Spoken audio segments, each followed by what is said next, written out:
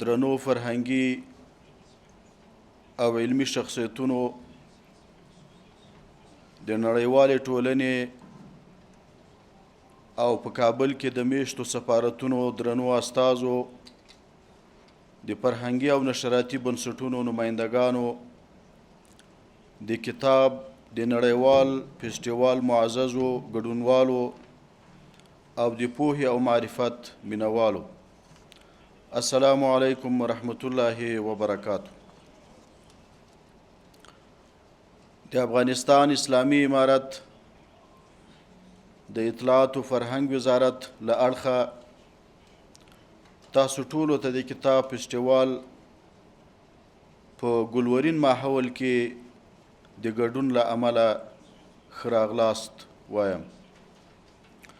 ستاسې راټولېدنه یوازې تشریفاتي حضور نه بلکې د معنوي احساس، فکري مسؤلیت او تمدني شعور ژوره څرګندونه ده. دلته ستاسې ګډون د پوهې له پراختیا، د کلتور له قدردانۍ او د علمي او فکري پرمختګ له ژمنې سره تړلې ده. عزتمندو، کتاب د ژوند اساسي برخه ده. ډېر غوره ملګری ده. د تمدنونو ترمنځ د پل حیثیت لري. ستر ملتونه چې د پرمختګ او تمدن لوړو پوړیو ته رسېدلي غښتلي لیکوال او څېړونکي یې درلودل. د کتاب لوستوني لیوال پکې زیات و. همدا وجه ده چې سوکاله ژوند یې په برخه شوی او د فرهنګ له پلوه بډایه شوي دي. کله چې په یو ولس کې کتاب او کتاب لوستلو ته په درنښت وکتل شي، په حقیقت کې د خپلې ټولنې فرهنګي هویت د هغه اثبات کړی او بالعکس په یو هیواد کې د کتاب او کتاب لوستنې د ارزښت کمیدل په واقعیت کې د هغه هیواد د فرهنګي او فکري میراث محو کېدل ښیي. د پوهانو په اند د کتاب له لارې د انسانانو د تجربو لړۍ زرګونه کلونو ته رسېدلې ده. انساني ژوند ته یې تسلسل ورکړی. دا هغه وسیله ده چې د انسانانو د ذهني روښانتیا لپاره یې ستر کارونه کړي. درنو حضارو، دا چې افغانستان له 5 لسیزو وروسته د جنګونو، ناورینونو او ډول ډول خارجي مداخلو له ګردابه راوتلی او د مرکز کابل په شمول د افغانستان لویشت خاوره او ټول میشت قومونه او ملتونه په سکون او آرامۍ کې ژوند کوي، په دغسې یو ماحول او فضا کې د کتاب فیسټیوال جوړېدل د دغه عظیم ملت اقدارو او ارزښتونو ته درناوی ده. او موږ امید لرو چې نړیوال باید د سیاست له نزاکتونو او عینکو پرته دغې لړۍ ته دوام ورکړي او د افغانستان د خلکو فرهنګي، تاریخي او علمي بنسټونو رغولو ته راوړاندې شي.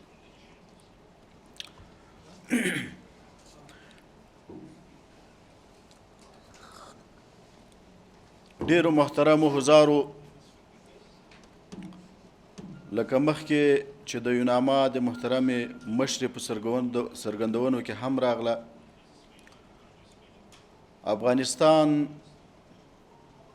په تاریخي، علمي، ثقافتي، عرفاني، تمدني برخه کې لوړ نوم او عظیم ملت لري.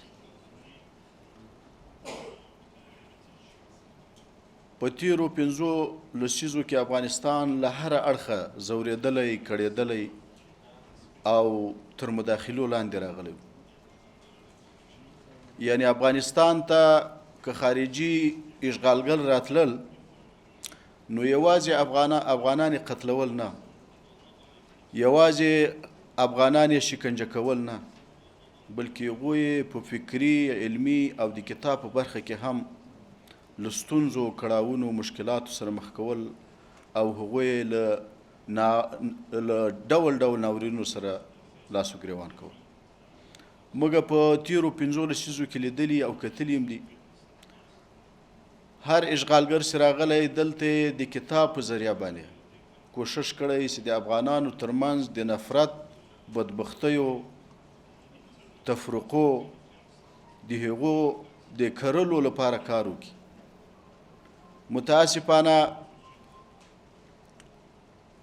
د افغانستان د ملي وحدت د شرازې د نړولو لپاره په تیرو 20 کلونو کې ډیر کارونه دلته مغرضو حلقو وکړل، ترسره کړل. نو د دغه ټولو امراضو او د دغه ټولو ناورینونو د پټۍ لپاره اوس د دې وخت را رسېدلی چې موږ لکه نننی کوم مجلس دایر ده د نړیوالې ټولنې په مرسته باندې، د دوستو هیوادونو په مرسته باندې، د زیداخله مرستندویو مؤسساتو په همکارۍ باندې موږ دا امید لرو چې دغه مشکلات او دغه ستونزو او ناورینونو سره چې موږ ولس په تیرو 15 لسیزو کې مخ کړو، راځئ د هغې ازاله وکړو، د هغې لپاره ګډ کار وکړو. واقعا نننی مجلس موږ ته ډاډ راکوي او دا یو ښه ابتکار ده او یوه ښه شروع ده او شروع یې په کتاب باندې ده.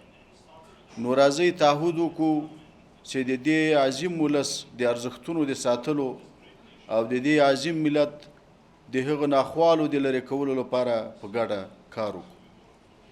موږ ډاډ ورکوو چې دلته هر را شرایط مساعد دي انشاءالله تعالی. دلته په دغه فرهنګي برخه کې هیڅ راز محدودیتونه، سانسور، مشکلات دا نسته. د ما امید دا ده چې موږ او تاسې په راتلونکي کې ګډ کار ولرو. لکه میرمن د یوناما اغلې مشرې چې خبره وکړله، موږ یوازې د کتاب په برخه کې بوخت نه یو. د افغانستان په مرکز سربیره د افغانستان په ټولو ولسوالیو کې، په ټولو ولایتونو کې عامه کتابتونونه شتون لري. ولې موږ اړتیا لرو چې په ټولو ولسوالیو کې هم عامه کتابتونونه جوړ شي، هلته خلک مطالعه وکړي، هلته ځوانان راشي، هلته ماشومان راشي. موږ تېره ورځ د کابل په یوه ناحیې کې د یوې کتابخانې افتتاح وکړله. نو هلته عام خلک راغلي وو، د هغوی تاثراتو ته چې موږ کتل، هغوی به ویلې چې موږ وروسته له وخت نه به چې له مکتب نه به شاګردان راغلل، نو غیر له هغه نه چې ماشومان به په عبثیاتو لګیا وو او بله بوختیا نه درلوده. اوس په دغه ناحیې په هغه شهره کې د عامه کتابتون په مرسته او د شانتي مؤسسې په همکارۍ باندې هلته یو کتابتون، نه یوازې کتابتون بلکې یو مکتب و د صنفو، صنفونه یې درلودل. نو هلته په ډېره دغه خلک چې راغلي وو د دوی تاثرات چې موږ کتل، له ډېره خوشحالي نه په د چا خبره په جامو کې نه جایدل. نو که موږ په دغه برخه کې کار وکړو، د کابل ښار په ګډون په ولسوالیو کې د کتابتونونو په جوړولو باندې، دا د موږ تاسې لپاره به یو ډېر غټ خدمت او کار وي. دغه راز اطلاعات و فرهنګ وزارت د افغانستان په ټولو سرحدي سیمو کې، بندرونو کې، په عامه کوم خلک چې هلته کیني د هغو لپاره د کتابتونونو په جوړولو باندې شروع کړي. همدارنګه په هوایي ډګرونو کې د کتابتونونو د جوړولو هڅه کړي. همدارنګه د افغانستان په نورو هغو سیاحتي سیمو کې چې هلته د موږ سیلانیان راځي، د موږ سیاحین راځي، د هغو لپاره هم په دې برخه کې په کار لګیا دي. دغه راز د موږ د شعر په برخه کې چې میرمن روزا وویل، د افغانستان شاعران لله الحمد هغه متحد دي، هغه له موږ سره په جریان کې دي. تاسې به وخت په وخت خبرېږئ چې د هغو لپاره ډېرې په لوړ کیفیت باندې هغو لپاره موږ ادبي محافل جوړوو، مشاعرې جوړوو، هغو ته موږ وخت ورکوو چې د افغانستان د طبیعت په اړه، د افغانستان د ارزښتونو په اړه، د افغانستان د ښکلاو په اړه، د افغانستان د طبیعت په اړه باندې هغوی شعرونه ووایي، د افغانستان د خلکو د ملي وحدت لپاره هغوی کار وکړي. نو په دې برخه کې موږ لله الحمد ډېر پیش قدم یو. نو موږ اطمینان ورکوو چې په دې برخه کې به د دوی په ګډون باندې به د دوی ته به هم موږ دعوت ورکوو چې موږ په دغه مشاعرو په دغه ادبي محافلو کې برخه واخلي. دغه رنګ د موږ د هنرستان د ریاست له اړخه د ټولو هغه لیکوالانو لپاره چې هغوی د خط، د میناتورۍ، د مشق، د نقاشۍ، د مجسمه سازۍ او نور هغو فنونو په اړه چې هغوی الله تعالی ورکړي د هغو لپاره موږ وخت په وخت ناوخت مجالس لرو، نندارتونونه لرو. موږ تېره هفته کابل ښار کې د 2 نفرو ډېرو مشهورو لیکوالو چې هغه د میناتورۍ په برخه کې، د نقاشۍ په برخه کې نومیالي نومونه لري، د هغو هغه نندارتون موږ پرانیست او هلته لسګونو همدغسې لیکوالانو او د فن او د کمال خلکو په هغه کې برخه واخیستل. د دې ترڅنګ د افغانستان اسلامي امارت د فرهنګ، د تاریخي ابداتو، د موزیمونو او د ملي ارشیف په دغه ټولو برخو کې لله الحمد ډېر د پاموړ کارونه کړي دي. یعنې موږ دې ته نه دي کتلي لکه د تیرو رژیمونو په څیر باندې چې تو درګه نړیوال له موږ سره مرسته کوي او که نه کوي، نړیوال له موږ ته د موږ پروژې منظوروي که نه کوي. په خپلو امکاناتو، په خپلو ظرفیتونو باندې تاسې دا باور وکړئ چې د افغانستان د تاریخي ابداتو، د باستان شناسۍ، د موزیمونو په برخه کې اسلامي امارت کوم ګامونه پورته کړي په تیرو 50 کلونو کې دغه ساری نشته. د افغانستان په ټولو سیمو، د افغانستان په ټولو بندرونو کې د تاریخي اثارو قاچاق، د غصب، دغه ناقانونه لیږدونه هغه بنده ده. هیڅوک نشي کولی چې د افغانستان یو اثار چېرته نقل کړي، د افغانستان تاریخي کتاب چېرته یوسي، د افغانستان د ملي ارشیف مربوط چې کوم اثار دي چې باید هلته کېښودل شي.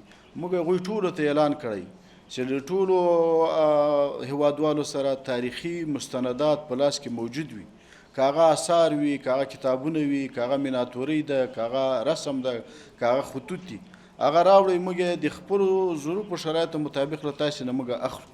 هغه باید دلته کېښودل شي او له دې نه هغه نه شي.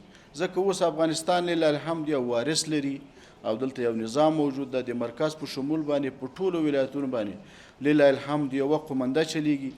د اعلی قدر امیر المؤمنین حفظه الله هغه تاریخي فرمان چې د تاریخي سیمو، تاریخي ابداتو، تاریخي ځایونو په اړه باندې چې صادر شوی و تېر کال، هغه ټکی په ټکی د موږ سره ټول امنیتي ادارې دي، که هغه نور قضایي عدلي ارګانونه دي، له موږ سره ټکي په ټکي عملي کوي. نو هغه په صراحت لري چې قاچاق، غصب دا یو قانوني جرم ده، د دې باید مخه ونیسي. نو زه نورو تفصیلاتو ته نه ځم. زه د دغه فستیوال د جوړېدو له امله ټولو ته مبارکي وایم، خصوصا دلته چې د موږ درانه د خارجي سفارتونو استازي دلته ګډون لري. د هغوی دا ګډون موږ ته یوه روحیه راکړله چې هغوی له موږ سره ګډون وکړه په دغه برخه کې، او دا یو نیک ګډون ده.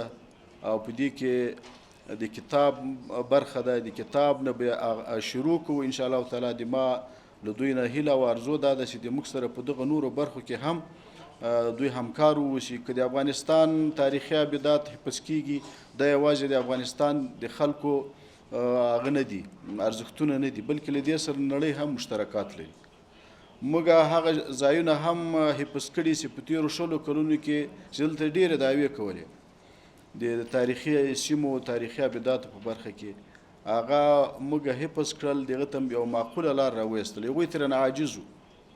همدارنګه موږ د کتاب برخه کې، د ملي ارشیف په برخه کې تاسې دا باور وکړئ چې دا اوس د موږ د خپل هغه مامورین او کارمندان په خپلو ظرفیتونو باندې د ملي ارشیف دغه تاریخي اسنادو د مستندسازي، د ډیجیټل سازي لپاره په خپله کار کوي. دغه رنګه د موږ په نورو برخو کې هم چې هغه له سیاستو او له اړیکو، له نړیوالو تفاهمات سره هېڅ اړخ نه لري. نو راځئ اطلاعات کلتور وزارت سره په ګډه باندې کار وکړو او موږ ان شاء الله تعالی په دې برخه کې ټول سهولتونه آماده کولی سو. تاسې له توجه نه یو جهان مننه. والسلام علیکم ورحمة الله وبرکاته.